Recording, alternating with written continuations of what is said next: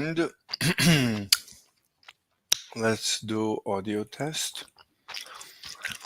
Also, let's share. Blum. Blum. Blum.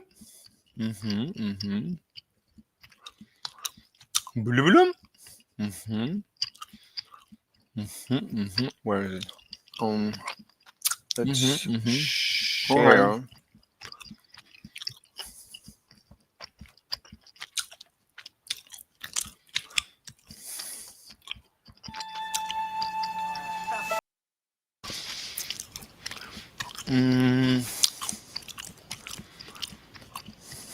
Let's see this.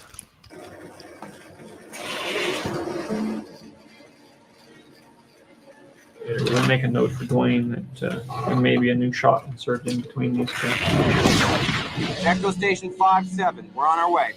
140, take one. Cut.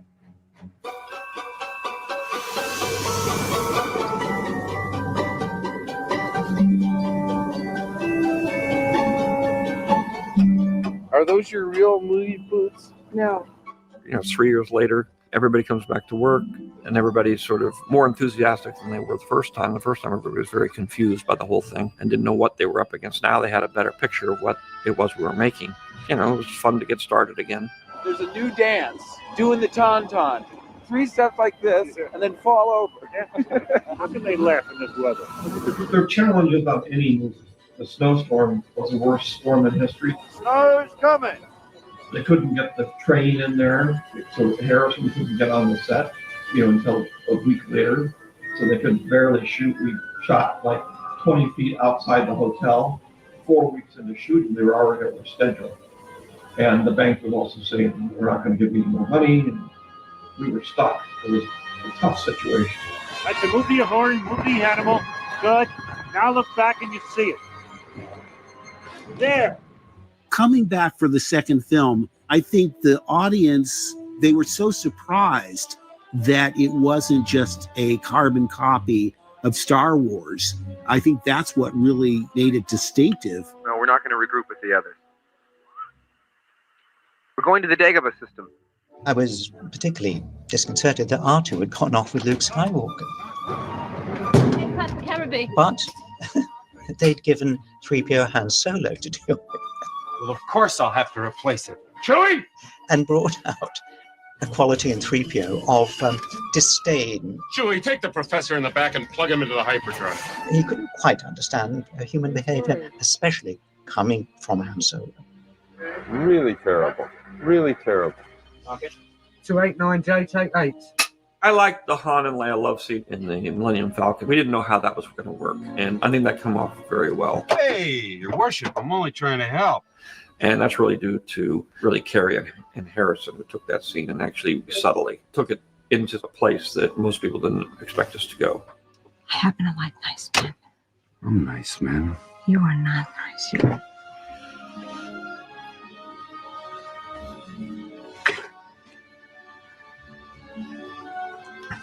Okay, Archer. I like it here. I like it. Snowcats?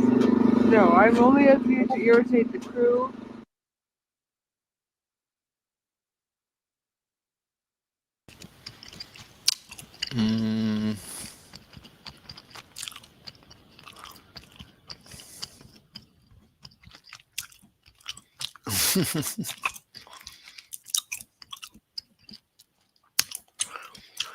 I don't know anything about Mass Effect.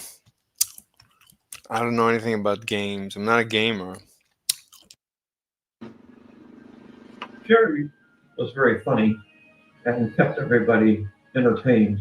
Yeah, great. She was able to boss those guys around without looking silly. You're talking to them, you're talking to the others as you're walking around. Okay. The large transports can be distributed. That came through, and that was the important part of her character, was the fact that she was the boss. And she was also shorter than everybody else. But she handled that great. Don't touch anything! Problems? Thanks for your concern. you afraid the Empire is going to find out about this little imp? I always saw him as a heroic figure. Even though people fell in love with the characters prior to Lando entering the picture, they could not deny Lando. Lando was too charming and too lovely and too wonderful. I wanted to make him bigger than life, swashbuckling, even though he was a bit of a rogue and dubious.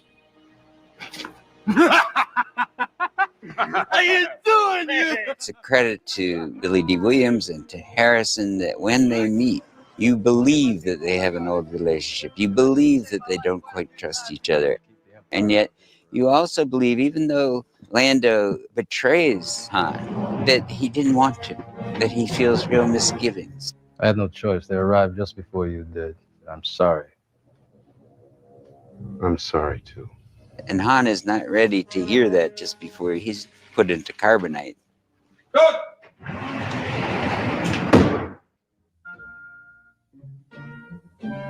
Imagine when I read the script, body parts are hurled against a wall, and they were 3PO's body parts. Kind of whiffle through the next few pages to find out what happened, because I thought, am I out of a job? And there, of course, you have Chewbacca putting 3PO back. Do you want me to look at R2 in this? You're looking there occasionally, but mostly around here. Putting the head on backwards. That was totally weird. Action! Stop making him.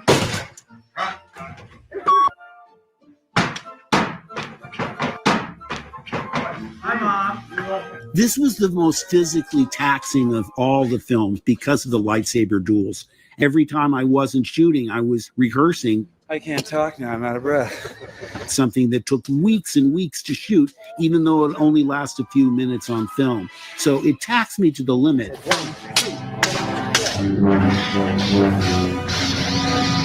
For Mark, he started out as just a farm kid, who was very naive. The Darth Vader actor is actually a famous rugby player. Like he was, I think, in shape. He didn't have a problem of being out of breath, I guess. Didn't quite know what was going on.